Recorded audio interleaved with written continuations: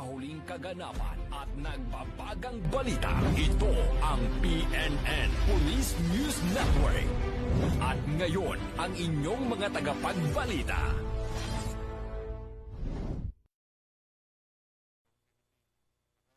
Tagapagbalita, NUP Loreto Bonifacio Concepcion.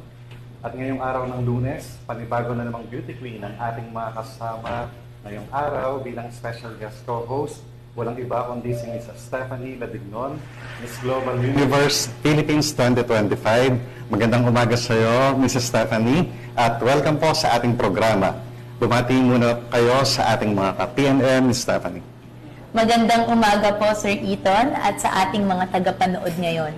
Huwag po nating kalimutang i-like, i-follow at i-subscribe ang page ng Philippine National Police, Police Community Affairs and Development Group, PKG Tagapag-Ugnay at Police News Network. Kami po ay maghahatid sa inyo ng tamang balita, kwento ng pulis at serbisyo para sa mamamayan. At ito ang PNP News Online. Ang pangunahing balita ng Police News Network, alagad ng batas, tagataguyod ng balitang pulis.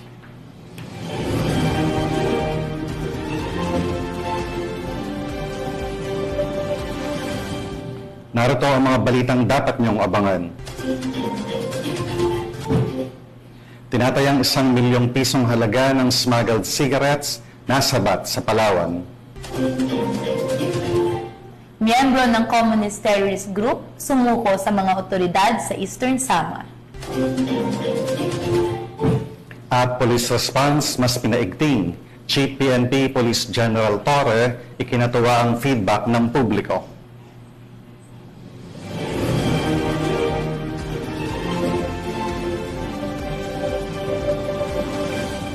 Narito naman ang mga balitang hatid ng ating PNN correspondent